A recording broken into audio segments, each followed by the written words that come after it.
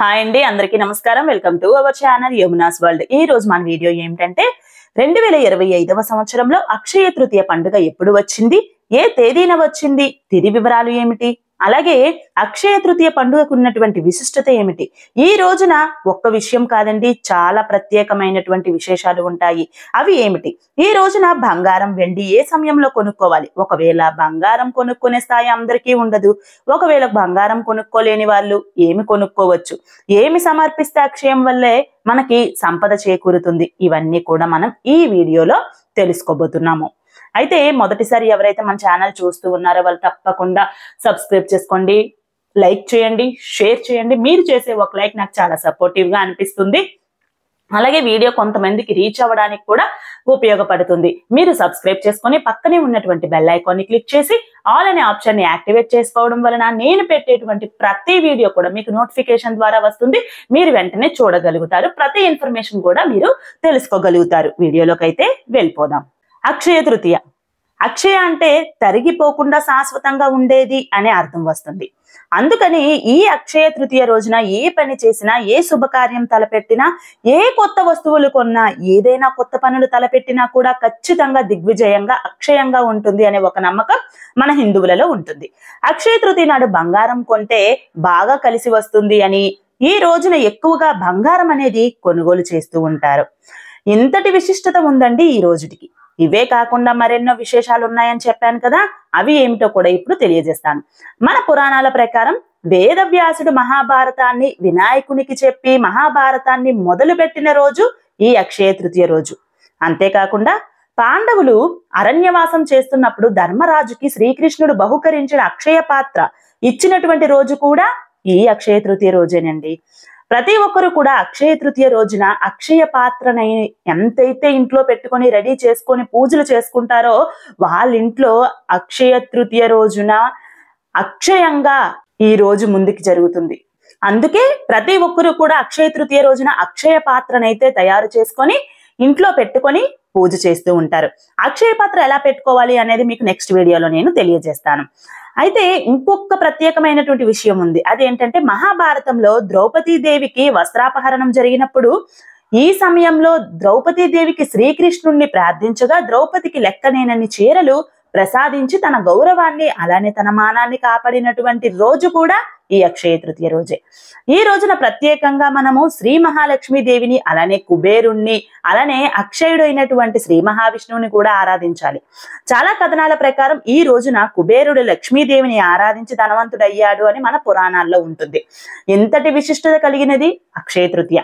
అయితే మన పురాణాల ప్రకారం ప్రతి సంవత్సరం కూడా అక్షయ తృతీయ పండుగ ఎప్పుడు వస్తుంది అంటే వైశాఖ మాసంలో వచ్చేటువంటి శుద్ధ తదియ తిథి రోజునైతే మన అక్షయ తృతీయ పండుగ వస్తుంది. మనం అక్షయ తృతీయని జరుపుకుంటాం. అయితే ఈ ప్రకారం 2025వ సంవత్సరంలో మనకి వైశాఖ మాసంలో తదియ తిథి ఎప్పుడు వస్తుంది, తిథి వివరాలు ఏంటి చూద్దాం.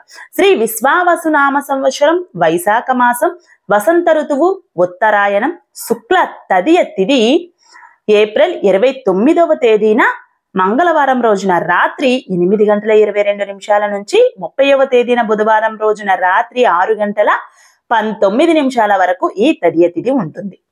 అయితే ఈ రోజు నక్షత్రం రోహిణి నక్షత్రం రాత్రి 8:24 వరకు ఉంటుంది. తదుపరి మృగశిర నక్షత్రం అనేది ప్రారంభమవుతుంది. సాధారణంగా హిందూ ధర్మం ప్రకారం తెల్లవారుజామున సూర్యోదయం టైంలో మనకి ఏ తిథి అయితే ఉంటుందో ఆ రోజున తిథిగా మనం పరిగణిస్తాము. అప్పుడే మనం పండుగలు కూడా చేసుకుంటూ ఉంటాం. కాబట్టి 2025వ సంవత్సరంలో అక్షయ తృతీయ పండుగ ఏప్రిల్ 30వ తేదీన బుధవారం రోజు అయితే మనం చేసుకుంటాము.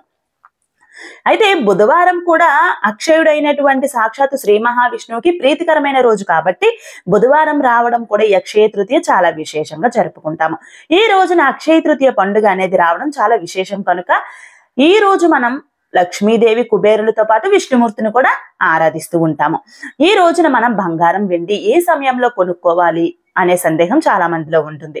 దానికన్నా ముందు ఈ రోజున శుభ సమయం ఎప్పుడు ఉంది అనేది తెలుసుకుందాము.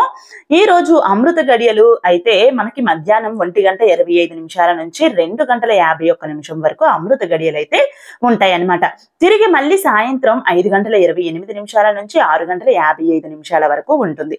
ఈ రోజు బ్రహ్మ ముహూర్తం ఏంటి అంటే 30వ తారీఖున బుధవారం రోజున తెల్లవారుజామున 4 గంటల 18 నిమిషాల నుంచి 5 గంటల 6 నిమిషాల వరకు మనకి బ్రహ్మ ముహూర్తం ఉంటుంది. ఈ సమయంలో మనం లక్ష్మీ అమ్మవారిని, కుబేరుణ్ణి, విష్ణుమూర్తిని కలిపి ఆరాధన చేసుకోవాలి. చాలా చాలా మంచిది. ఈ రోజు అశుభ సమయం ఎప్పుడు అంటే మధ్యాహ్నం 12 గంటల నుంచి 1:30 వరకు ఉంటుంది.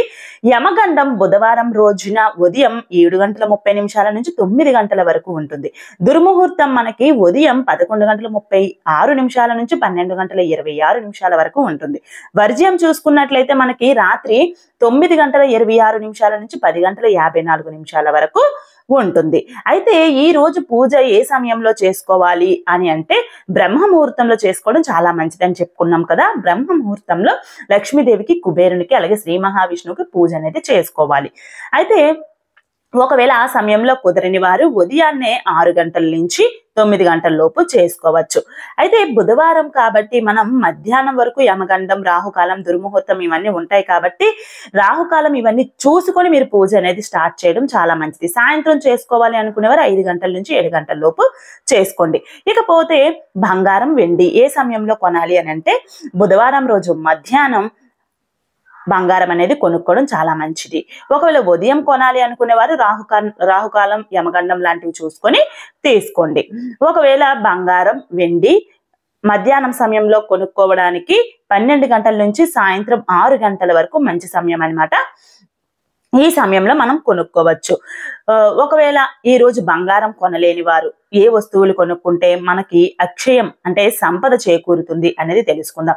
ఈ రోజు ముఖ్యంగా బంగారం కొన్నా కూడా రాళ్ళ ఉప్పు ప్యాకెట్ అనేది కొనడం మర్చిపోవద్దు. అంటే రాళ్ళ ఉప్పు అంటే మీకు తెలుసు కదా, కల్లుప్పు అని అంటూ ఉంటారు, రాక్ సాల్ట్.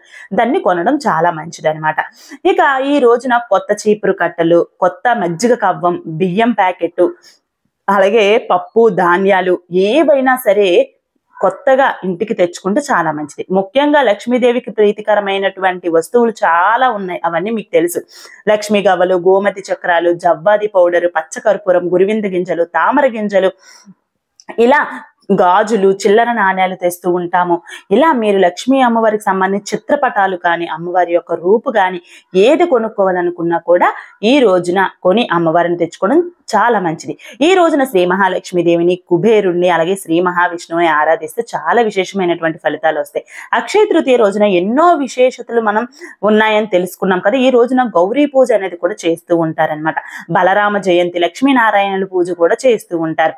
అయితే సింహాచలంలో వరాహ లక్ష్మీ నరసింహస్వామి వారికి ఈ రోజున చందనోత్సవం నిర్వహిస్తారు. నిజరూప దర్శనం కేవలం సంవత్సరంలో 12 గంటల సేపు మాత్రమే ఉంటుంది. అది ఈ రోజే ఉంటుంది.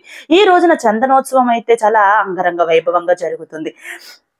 అయితే ఇంకా అక్షయ తృతీయ రోజున దానం చేస్తే చాలా మంచిది. దానం అంటే ఏం దానం చేయాలి అనేది మీ అందరికీ అనుమానం ఉండవచ్చు.